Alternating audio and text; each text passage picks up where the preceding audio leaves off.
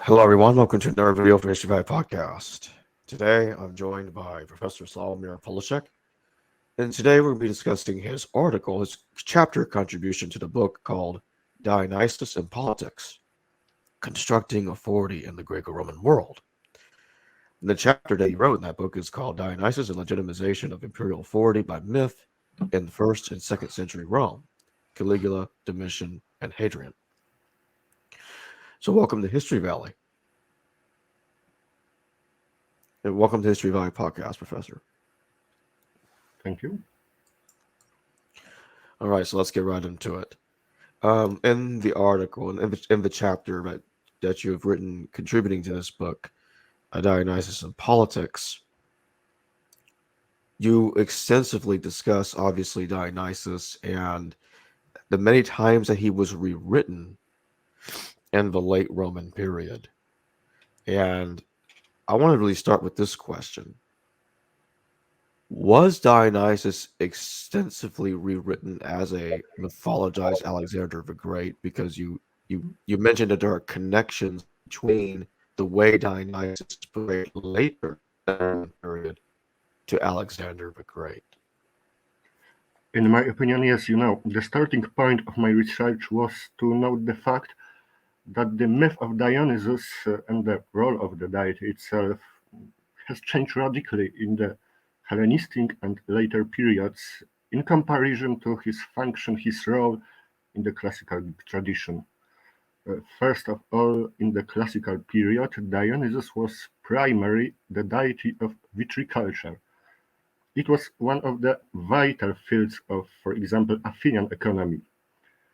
This led to the belief that the knowledge of the viticulture, the knowledge of the wine, was one of the fundamental features that distinguished the civilization from the barbarism.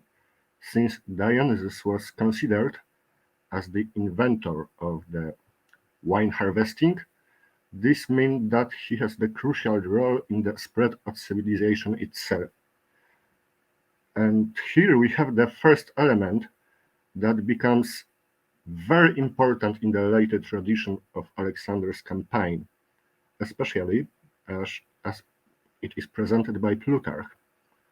Alexander is depicted by Plutarch as a man who expands the boundaries of the Greek civilized world, just like the Dionysus did before him. But at the very heart of the Dionysus' importance in Hellenistic, late Republican, and Roman imperial propaganda, in my opinion, was the myth that the Dionysus was a triumphant military leader who conquered India. And it's worth to note that we cannot trace this particular element of Dionysian myth in the classical tradition at all. We can doubt whether the tradition of Dionysus as the conqueror of India existed at all before the time of the Alexander's campaign. With certainty, we know that Euripides doesn't mention it, although he states that the god introduced his cult somewhere in the Asia, reaching as far as Bactria, because he wanted to quote, manifest himself to mankind as a god. And only after the Alexander's campaign, the Dionysian myth started to state that Dionysus had conquered Asia not only up to the Bactria, but as far as India. And in the result, the Alexander himself started to be described as being empowered by this god. And in my opinion, this element of the myth most probably mirrors the historical conquest of the Alexander and not the otherwise. In fact, when we see on this question from the historical point of view, we can say that we know nothing about the alleged association of historical Alexander to this particular deity. It seems very likely that the historical Alexander the Great or his surroundings believed him to be of divine origin indeed. As we can judge from the note by Tertullian, the myth of divine conception, divine born of Alexander, divine origin, probably dates back to the time of Ephoros of Kyme, a contemporary to the Alexander. But even if so, Alexander most probably traced his divine origin to Zeus Ammon, worshipped in the Egyptian Siwa, not to Dionysus. So we should ask the question of when and under what circumstances the association of the Alexander with Dionysus was created.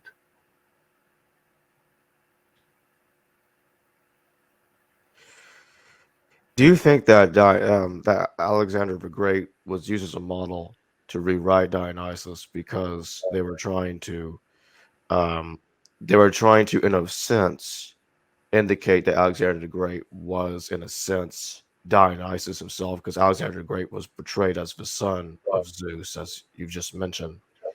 Do you think that's one of the reasons?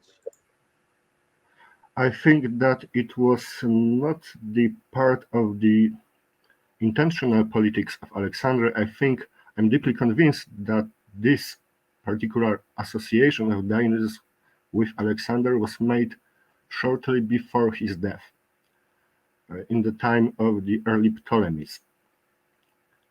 Alexander himself evidently tried to show himself as some kind of divine being, but I don't think that he tried to model himself on the Dionysian pattern. I think that it was invented by the Ptolemies. Yeah, I understand. I was asking if I wasn't trying to say if Alexander portrayed himself as Dionysus, but if others did that because they wanted to attribute Alexander's success to the god Dionysus in some sense. Yes, I think that it is strongly associated with the very particular change of view, with the particular change of the model of power. In the classical times, the highest authority was the polis, a Greek city-state, and the institution of Greek polis was enough to regulate the life, the war, the military campaigns. But by the time of Alexander, this changed. It is the time of the creation of local monarchies. It is the time when the one person is to have power over the quite huge areas. And in the context of this time, the traditional institutions of Greek polis were no longer sufficient to be the highest authority. There was a need, a very deep need to justify the charismatic power of one person, using categories created by Max Weber, and to legitimize the rule of the dynasty created by Alexander, by his successors. And to legitimize it and appeal to Alexander himself, to his heritage, seemed to be ideal.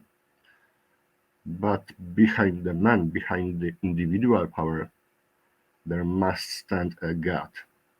And Dionysus, in my opinion, seemed to be the best candidate because of his association of Asia and because, of course, of his civilization function. So I think that there was no other way to show the people that the new model of power is grounded in the religious tradition. And after the Alexander, his successors first, and the second, the Roman leaders tried to imitate the myth of Dionysus as reflected, as mirrored by the tradition of Alexander.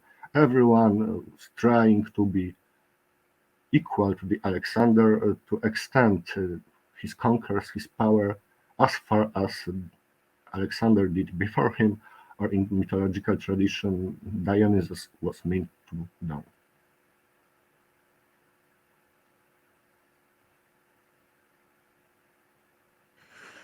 Does Dionysus become further mythologized later, well beyond the time of Alexander the Great?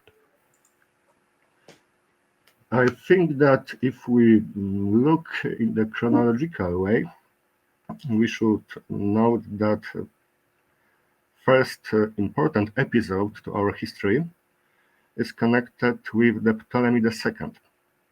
If we believe in the testimony of Calixenius of Rhodes, 2nd century BCE, we know that the Ptolemy II made a great procession, great ceremony in Alexandria.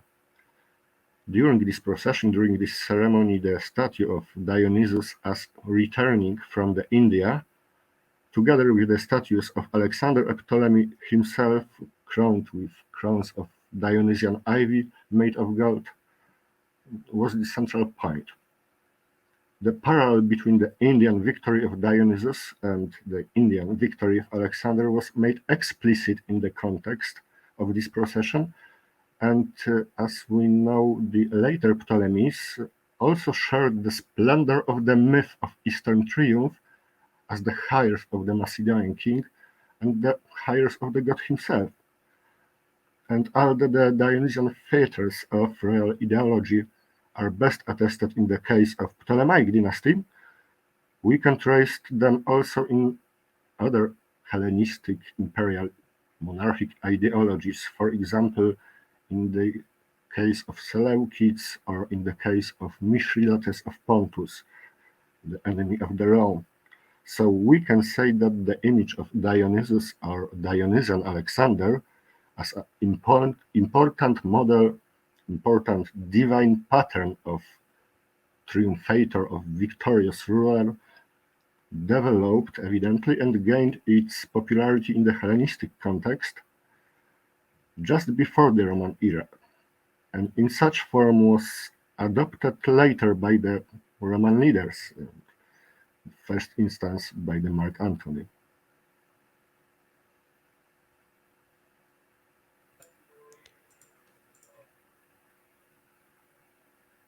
How does Mark Antony become the new Dionysus?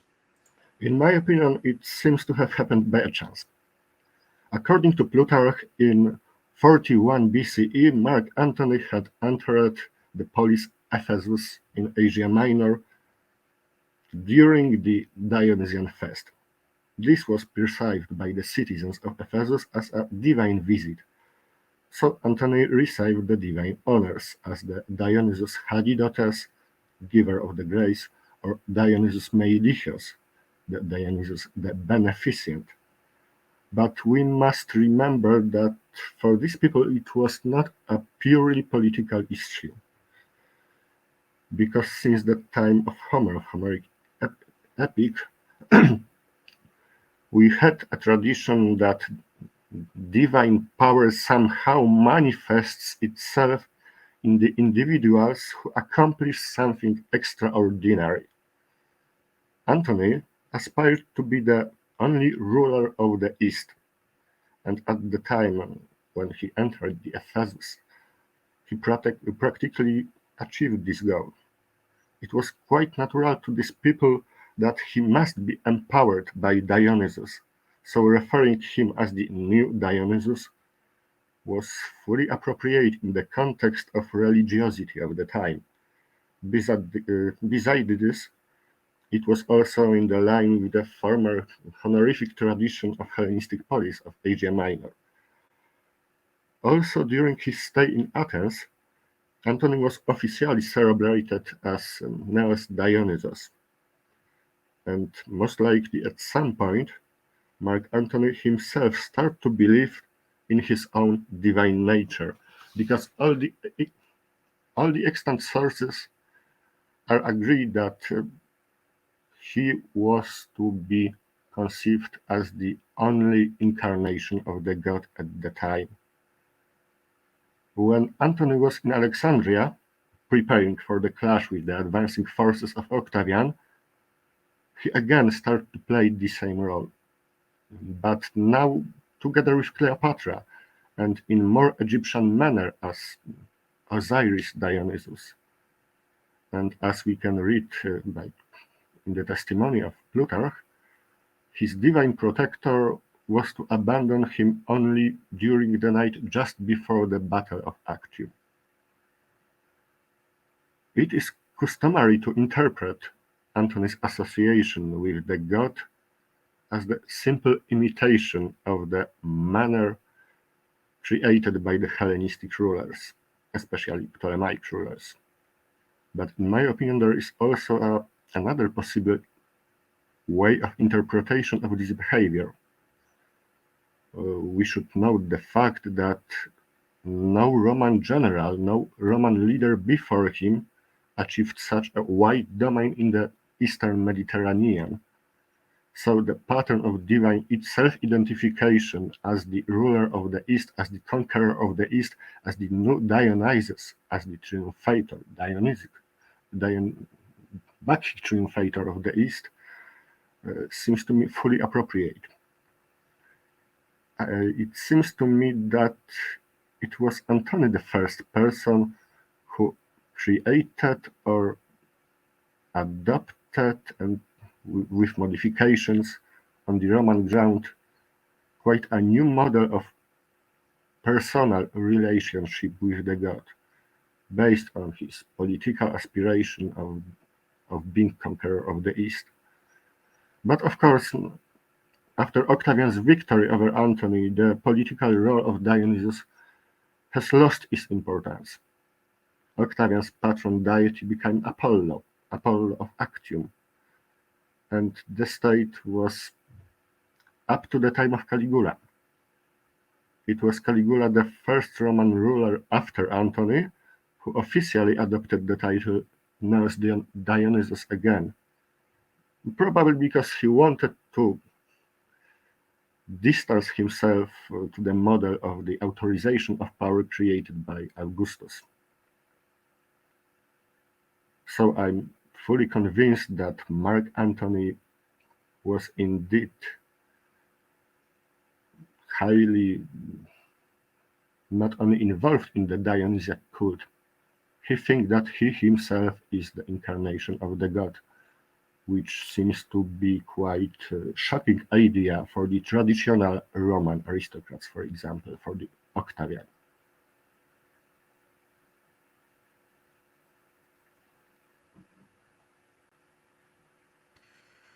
You elaborate on Emperor Domitian being the Flavian Bacchus. Yes, but it's, in my opinion, quite curious examples. Our main evidence in this field comes not from the official sources, such as numismatic itself, but from the literature. And as you know, the relationship between literature, poetry, and official propaganda is a quite complicated question in many times.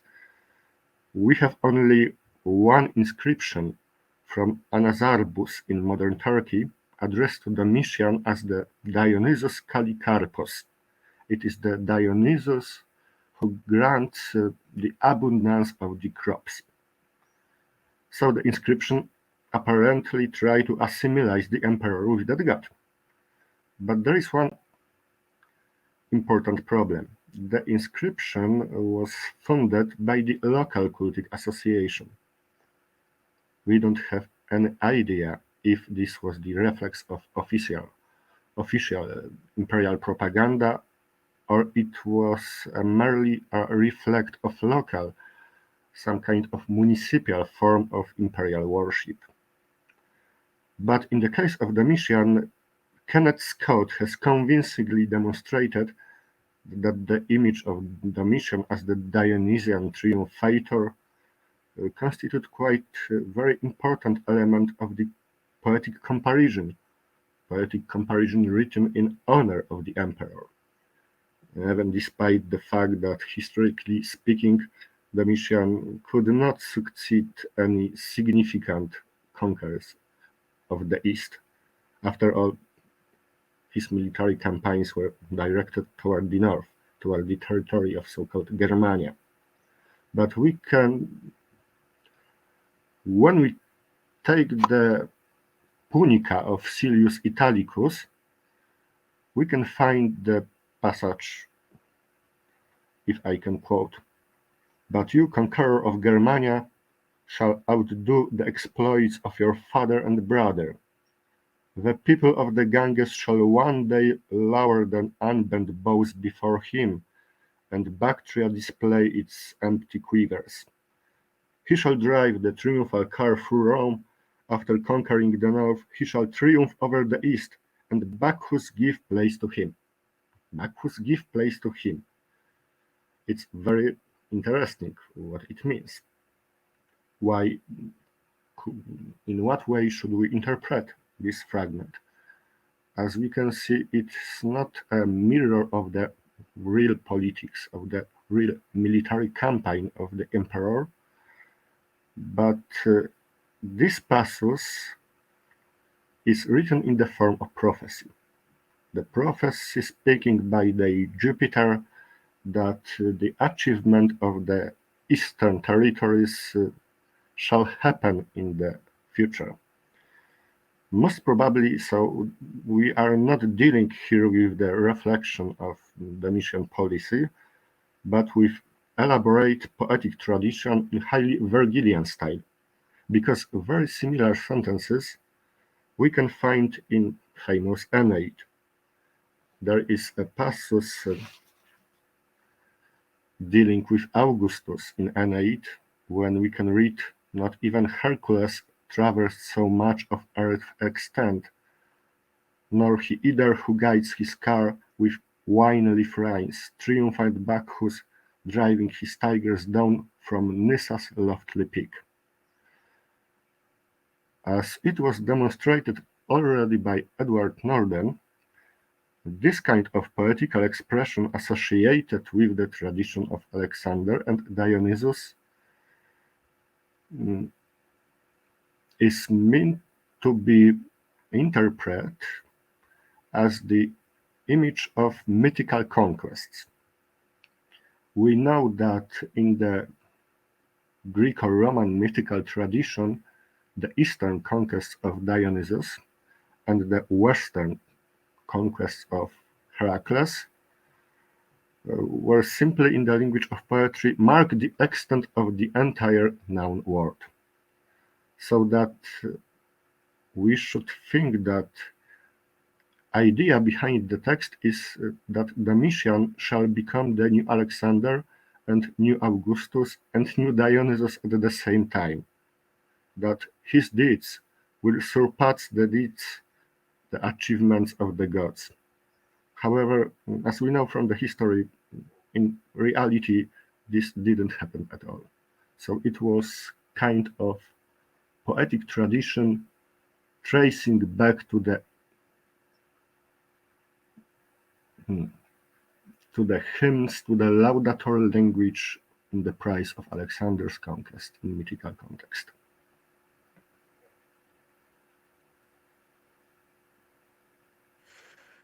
Oh, it's Emperor Hadrian, the Neos Dionysus of the Technete.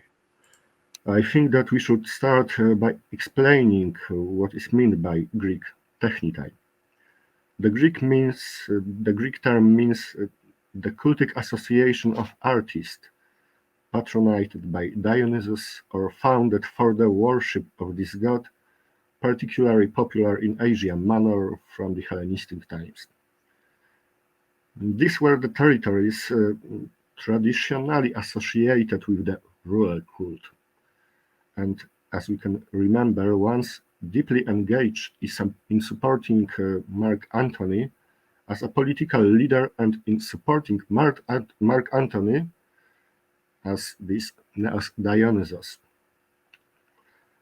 At the beginning of the 2nd century, in the time of Trajan and in the time of Hadrian, we are dealing with a certain new phenomenon, reflected especially in the epigraphic material.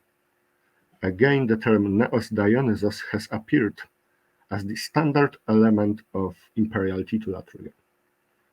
It seems that both Trajan and Hadrian were included, even if only in symbolical way, in the local Dionysian cult throughout all the Asia Minor.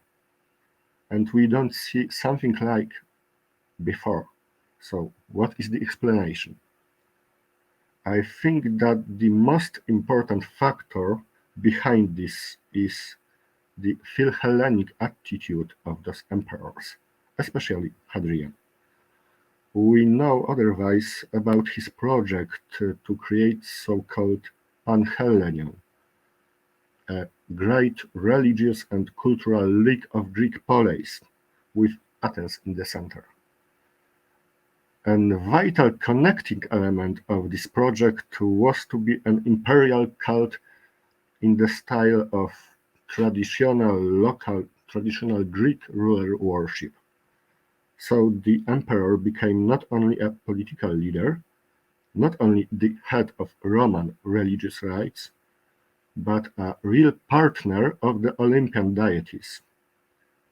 The idea behind this resembles me the climax of so-called Orphic Rhapsodies, which states that it was Dionysus the successor and in some kind dispositor of the royal power of Zeus.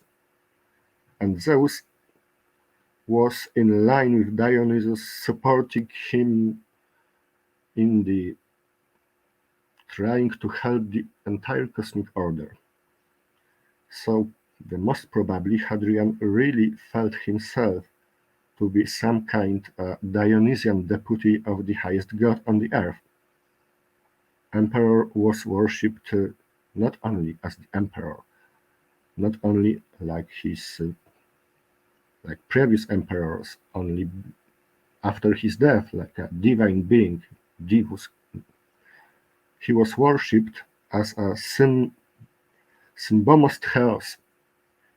It is the god who shares the same altar with Zeus and with other Olympian deities. This explains his deep commitment, deep involvement in Dionysian cult in Eleusis. Hadrian was in fact the first ruler, probably the first from the time of Augustus, who was officially and personally initiated in Eleusinian mysteries. Moreover, a curious item associating with Hadrian appeared in the Athenian temple of Olympian Zeus during his reign. We know from Cassius Dio that Hadrian commanded to make his figure with the figure of Zeus and with the figure of the snake brought from India and placed in cella in the inner sanctuary next to emperor's own statue. In this context of his Philhellenic ideas, in this context of his involvement in Dionysian cult, the snake from India could symbolize that the Panhellenion would be extended to the borders of the world, once set in India by Dionysus himself. So far, the evidence seems to indicate that the idea of Dionysian patronage and the idea of divine companionship should be considered as the most important element of the project of Panhellenion. And we can see by the epigraphic material that this idea has also been taken by the associations of Technicae. Trajan started to unite these associations. They were previously dispersed. They were previously on their own.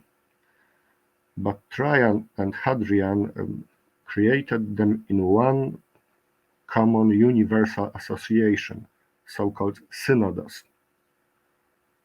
So previously they had operated solely under the divine patronage of Bacchus, but from now they came under the direct patronage of the emperor, and the emperor, in quite natural manner, obtained the function of the new Dionysus, and became, together with the god, together with Dionysus, a participant, a co-organizer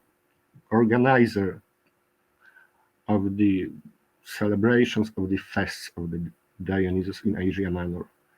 But unfortunately, this very interesting policy was abandoned after Hadrian's death, and the cult of Dionysus as a crucial factor of imperial strategy of legitimization will return again only once in the religious policy of Severan dynasty, but that's a completely different story.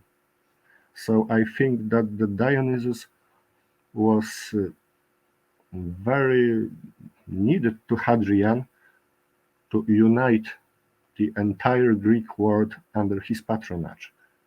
The emperor must have been seen as the god himself, as the god whose cult was deeply rooted, especially in the Greek East.